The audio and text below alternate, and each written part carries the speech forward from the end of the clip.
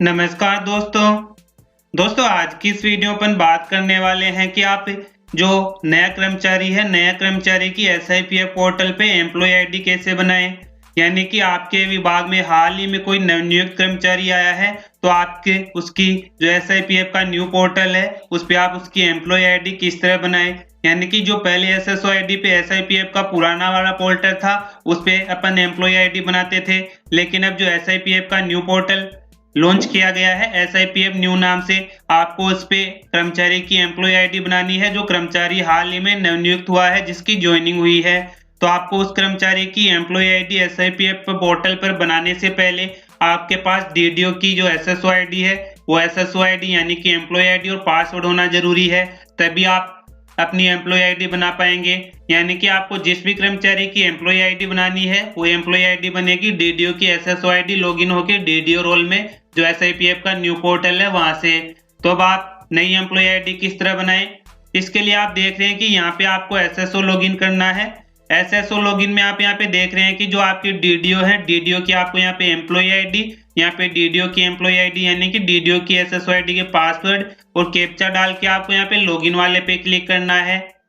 जैसे आप यहाँ पे अपने DDO की SSO आईडी लॉगिन कर लेते हैं तो DDO की SSO आईडी लॉगिन करने के बाद देख रहे हैं आपको यहाँ पे दो तरह के SIPF के आइकन मिलेंगे, एप्लीकेशन मिलेंगे। एक तो देख रहे हैं state insurance and provident fund यानी कि पुराना वाला एप्लीकेशन, और जो अभी नया एप्लीकेशन आया है वो है state insurance and provident fund और न्यू, आपको यहाँ पे कोष्टक में न्यू लिखा हुआ मिलेगा। पहले अपन एम्प्लॉय आईडी बनाते थे पुराने वाले SIPF एप्लीकेशन से, लेकिन इसमें जो DDO रोल में एम्प्लॉय की SSO आईडी यानी कि एम्प्लॉय आईडी बनाने का यहाँ पे ऑप्शन हटा दिया गया है। अब आप जो नया पोर्टल है उसी के माध्यम से यहाँ पे कर्मचारी की एम्प्लॉय आईडी बना सकते हैं। तो किस तरह बनाएंगे कंप्लीट प्रोसेस आपको आज की इस वीडियो में बताऊंगा। तो आप देख रहे हैं आपको यहाँ पे state insurance and provident fund new वाले ऑप्शन पे ही क्लिक करना है। जैसे आप यहाँ पे SIPF न्यू वाले ऑप्शन पे क्लिक करते हैं तो यहाँ पे आपके सामने जो DDO का SIPF का न्यू पोर्टल है वो यहाँ पे ओपन हो जाएगा। तो आप यहाँ पे देख रहे हैं कि जो DDO का SIPF का न्यू पोर्टल है आप वहाँ पे एम्प्लॉय लॉगिन पे आ चुके हैं। अब आपको यहाँ पे DDO रोल में यानी कि DDO सेलेक्ट करना है, तो वो सेलेक्ट कहाँ से करेंगे, इससे पहले देख रहे हैं यहाँ पे जो आपके DDO है उनका नेम, यहाँ पे उनकी पोस्ट और यहाँ पे उनकी एम्प्लॉय आईडी सभी डिटेल यहाँ पे मिल जाएगी। अब आपको DDO रोल सेलेक्ट करने के लिए आपको यहाँ पे ऊपर देख रहे हैं स्विच रोल का ऑप्शन मिलेगा, आपको यहाँ पे स्विच रोल वाले पे ही क्लिक करना है। जैसे आप यहाँ पे स्विच रोल पे क्लिक करते हैं तो देख रहे हैं यहाँ पे आपको दो तरह के ऑप्शन मिलेंगे, एक तो एम्प्लॉय और एक DDO। अभी अपन एक्टिव है एम्प्लॉय लॉगिन पे। आप जैसे यहाँ पे DDO पे क्लिक करेंगे तो DDO वाला जो है ग्रीन कलर में हो जाएगा और यहाँ पे एक्टिव लिखा हुआ आएगा, यानी कि आप यहाँ से अपना DDO रोल सेलेक्ट कर लेंगे। या आपको मिलेगा केवल और केवल DDO की SSO आईडी में ही मिलेगा, तो यहाँ से आप DDO सेलेक्ट करेंगे। जैसे आप यहाँ पे DDO सेलेक्ट करते हैं तो यहाँ पे आप DDO रोल में एक्टिव हो चुके हैं। अब आप यहाँ पे स्विच रोल पे क्लिक करके चेक भी कर सकते हैं, यहाँ पे देख सकते हैं DDO एक्टिव यानी कि ग्रीन कलर में हो चुका है। अब आपको जो हाल ही कर्मचारी नवनियुक्त हुआ है उसकी एम्प्लॉय आईडी बनाने के लिए यहाँ पे आपको मिलेगा एम्प्लॉय का ऑप्शन और यहाँ पे एक मिलेगा GPF। तो यहाँ पे आपको एम्प्लॉय वाले पे क्लिक करना है। जैसे आप यहाँ पे एम्प्लॉय पे क्लिक करते हैं तो यहाँ पे आपको ऑप्शन मिलेंगे, इसमें आपको मिलेगा एक ऑप्शन क्रिएट, आपको यहाँ पे क्रिएट वाले ऑप्शन पे ही क्लिक करना है। जैसे आप यहाँ पे क्रिएट वाले ऑप्शन पे क्लिक करते हैं तो यहीं से अपन जो नवनियुक्त कर्मचारी है उसकी एम्प्लॉय आईडी DDO की SSO से लॉगिन होके बनाएंगे।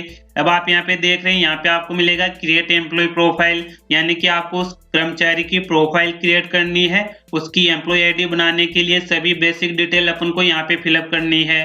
तो यहाँ पे देख रहे हैं जो कर्मचारी है उस कर्मचारी का आपको यहाँ पे एम्प्लॉय नेम में नेम टाइप कर देंगे, जो भी नेम है। एम्प्लॉय नेम टाइप करने के बाद यहाँ से आप कैलेंडर में उस कर्मचारी की डेट ऑफ बर्थ सेलेक्ट करेंगे, जो भी डेट ऑफ बर्थ है यहाँ से आपको डेट ऑफ बर्थ मिल जाएगी। यहाँ से आप डेट ऑफ बर्थ सेलेक्ट कर लेंगे, जो भी डेट ऑफ बर्थ है। डेट ऑफ बर्थ सेलेक्ट करने के बाद यहाँ से आप रिलेशन सेलेक्ट करेंगे, यानी कि जो कर्मचारी है उस कर्मचारी के यहाँ पे आप जो फादर हस्बैंड नेम आएगा वो किसके अकॉर्डिंग आएगा। अगर कर्मचारी यहाँ पे महिला है और उसकी शादी हो चुकी है तो यहाँ पे आप सेलेक्ट करेंगे वाइफ ऑफ। अगर कर्मचारी पुरुष है उस यानी कि पुरुष कर्मचारी है तो यहाँ पे आप सिलेक्ट करेंगे सन ऑफ। तो यहाँ पे पुरुष कर्मचारी है, मैंने यहाँ पे सन ऑफ सिलेक्ट कर लिया है। सेलेक्ट करने के बाद यहाँ पे आप डाल देंगे यानी कि सन ऑफ फादर या वाइफ ऑफ हस्बैंड, यहाँ पे अपने अकॉर्डिंग नेम डाल देंगे। नेम डालने के बाद यहाँ से आप मैरिटल स्टेटस सेलेक्ट करेंगे, यानी कर्मचारी मैरिड है तो यहाँ पे मैरिड वाले पे क्लिक करेंगे, अगर अनमेरिड है तो अनमेरिड वाले पे क्लिक करेंगे। आपको यहाँ पे ध्यान रखना है कि अगर कर्मचारी मैरिड है तो यहाँ पे आपको डेट ऑफ मैरिज भी डालनी है। जैसे आप मैरिड वाले पे क्लिक करते हैं तो यहाँ पे आप डेट ऑफ मैरिज भी आपको फिलअप करनी है कैलेंडर में सेलेक्ट करके। इसके बाद आपको यहाँ पे कर्मचारी के पैन नंबर डालने हैं, जो भी कर्मचारी के पैन नंबर है। यहाँ पे आप कर्मचारी का जेंडर सेलेक्ट कर लेंगे। जेंडर सेलेक्ट करने के बाद यहाँ पे आपको मिलेगा प्लेस ऑफ बर्थ, यानी कि जो कर्मचारी है, नवनियुक्त कर्मचारी है, उसका जन्म कहाँ पे हुआ था, उसका जन्म स्थान कौन सा है, वो आप यहाँ पे टाइप कर देंगे। इसके बाद आपको यहाँ पे कर्मचारी के मोबाइल नंबर एंटर करने हैं। यहाँ पे उस कर्मचारी की जो पर्सनल मेल आईडी है वो मेल आईडी आप यहाँ पे टाइप कर देंगे। इसके बाद आपको मिलेगा सर्विस स्टेटस, यानी कि जो कर्मचारी है वो इन सर्विस है तो आप यहाँ पे इन सर्विस सेलेक्ट करेंगे। रिटायर्ड डेट जो भी आपके एप्लीकेबल है, अपन को यहाँ पे जो नवनियुक्त कर्मचारी आया है उसका आएगा, यहाँ पे इन सर्विस आप सेलेक्ट कर लेंगे। इसके बाद जैसे आप नीचे जाएंगे तो यहाँ पे आपको 3 तरह के ऑप्शन मिलेंगे, एक तो कॉन्टेक्ट डिटेल, एक सर्विस डिटेल और स्कीम डिटेल। तीनों आपको 1 बाय 1 फिलअप करने हैं, तीनों आपको कंप्लीट प्रोसेस बताऊंगा। यहाँ पे कॉन्टेक्ट डिटेल में आप कर्मचारी का जो परमानेंट एड्रेस है यहाँ पे एड्रेस डाल देंगे, जो भी एड्रेस है कर्मचारी का। यहाँ पे आप स्टेट सेलेक्ट कर लेंगे, सभी तरह के स्टेट आपको यहाँ पे मिलेंगे। स्टेट सेलेक्ट करने के बाद यहाँ पे आप कर्मचारी का डिस्ट्रिक्ट सेलेक्ट कर लेंगे, जो भी कर्मचारी का डिस्ट्रिक्ट है। यहाँ पे कर्मचारी की तहसील सेलेक्ट कर लेंगे, जो भी तहसील है, और यहाँ पे उस कर्मचारी के पिन कोड डाल देंगे आप। इसके बाद देख रहे हैं यहाँ पे आपको मिलेगा टू कॉरस्पॉन्डेंस एड्रेस डिटेल, यानी कि आपको यहाँ पे कर्मचारी का जो एड्रेस है, अगर परमानेंट एड्रेस और ये नीचे वाला एड्रेस दोनों सेम है तो आप यहाँ पे चेक बॉक्स में क्लिक करेंगे तो सेम जो ऊपर आपका परमानेंट एड्रेस है वही यहाँ पे नीचे एड्रेस में आ जाएगा। अब आप जैसे यहाँ पे नेक्स्ट पे क्लिक करेंगे तो नेक्स्ट पे क्लिक करने के बाद यहाँ पे आपको उस कर्मचारी की सर्विस की डिटेल देनी है। यहाँ पे आप देख रहे हैं डिपार्टमेंट सेलेक्ट करेंगे कि कर्मचारी की नियुक्ति तिथि, यानी कि नियुक्ति कौन से डिपार्टमेंट में हुई है। आपको सभी तरह के डिपार्टमेंट यहाँ पे मिल जाएंगे, वो आप यहाँ से सेलेक्ट कर लेंगे। आपको यहाँ पे वही डिपार्टमेंट सेलेक्ट करना है जिसमें कर्मचारी की नियुक्ति हुई है, वो आप डिपार्टमेंट यहाँ पे सेलेक्ट कर लेंगे। डिपार्टमेंट सेलेक्ट करने के बाद यहाँ पे उस कर्मचारी की SIPF यूनिट आ जाएगी, यानी कि कर्मचारी कौन से जिले में नियुक्ति हुई है उसका आपको यहाँ पे SIPF GPF ऑफिस का डिस्ट्रिक्ट सेलेक्ट कर लेना है। इसके बाद यहाँ पे आप ऑफिस सेलेक्ट करेंगे, यानी कि जो कर्मचारी यहाँ पे आपने डिपार्टमेंट सेलेक्ट किया है उसके अकॉर्डिंग आपको यहाँ पे ऑफिस सेलेक्ट करना है कि कर्मचारी का ऑफिस कौन सा है, वो आपको यहाँ पे ऑफिस मिल जाएगा। यहाँ पे सभी तरह के आपको ऑफिस मिलेंगे, वो मिलेंगे इस डिपार्टमेंट के अकॉर्डिंग। यहाँ पे आपने जो भी डिपार्टमेंट सेलेक्ट किया है उसके अकॉर्डिंग यहाँ पे आपको अपना ऑफिस सेलेक्ट कर लेना है। ऑफिस सेलेक्ट करने के बाद यहाँ पे जैसे आप ऑफिस सेलेक्ट करेंगे तो यहाँ पे जो कर्मचारी का DDO है ऑटोमेटिक आएगा। जैसे आप यहाँ पे सेलेक्ट वाले पे क्लिक करते हैं तो देख रहे हैं यहाँ पे DDO ऑटोमेटिक आ जाएगा। ओनली आपको ये सेलेक्ट करना है। सेलेक्ट करने के बाद यहाँ पे आपको मिलेगा एम्प्लॉयमेंट स्टेटस, यहाँ पे आप क्लिक करेंगे तो यहाँ पे सेलेक्ट करेंगे, यानी कि कर्मचारी का स्टेटस कौन सा है। अभी कर्मचारी प्रोबेशन में है तो आप यहाँ से प्रोबेशन सेलेक्ट कर लेंगे। प्रोबेशन सेलेक्ट करने के बाद यहाँ पे आप कैटेगरी सेलेक्ट कर लेंगे, जो कर्मचारी है स्टेट सर्विस का है या सबऑर्डिनेटेड सर्विस का है या मिनिस्ट्रियल सर्विस है या क्लास 4 सर्विस है। सभी तरह की आपको यहाँ पे जो है कैटेगरी मिल जाएगी, वो आप कैटेगरी यहाँ पे सेलेक्ट कर लेंगे। कैटेगरी सेलेक्ट करने के बाद यहाँ पे आप उस कर्मचारी का आपको पद सेलेक्ट करना है, यानी कि उस कर्मचारी का आपको डेजिग्नेशन सेलेक्ट करना है, उस कर्मचारी की पोस्ट कौन सी है। सभी तरह की पोस्ट आपको यहाँ पे मिलेगी, यहाँ पे आप पोस्ट सेलेक्ट कर लेंगे। पोस्ट सेलेक्ट करने के बाद यहाँ पे आपको बजट हेड सेलेक्ट करना है, यानी कि कर्मचारी का जो बिल है कौन से बजट हेड में बनेगा, या आप यहाँ से सेलेक्ट कर लेंगे। बजट हेड सेलेक्ट करने के बाद यहाँ पे आपको कर्मचारी की डेट ऑफ अपॉइंटमेंट डालनी है, यानी कि कर्मचारी की नियुक्ति तिथि कौन सी है वो आप यहाँ से डाल देंगे। कर्मचारी की नियुक्ति तिथि कैलेंडर बॉक्स में सेलेक्ट करने के बाद यहाँ पे आपको मिलेगा joining date in present office, यानी कि आपने प्रेजेंट ऑफिस में ज्वाइनिंग कब किया है वो डेट आप यहाँ पे सेलेक्ट करेंगे। यहाँ पे आप कर्मचारी की बेसिक पे डाल देंगे, यानी कि कर्मचारी जो प्रोबेशन में है, प्रोबेशन में उस कर्मचारी की बेसिक कितनी है वो आप यहाँ पे बेसिक एंटर कर देंगे।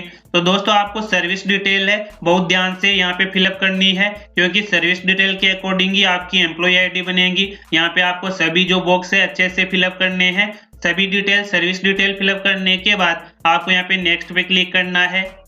जैसे आप यहाँ पे नेक्स्ट पे क्लिक करते हैं तो यहाँ पे आपको स्कीम डिटेल सेलेक्ट करनी है, यानी कि जो कर्मचारी के वेतन से कटौती होगी एनपीएस की, एसआई की, उसके अकॉर्डिंग आपको यहाँ पे स्कीम डिटेल सेलेक्ट करनी है।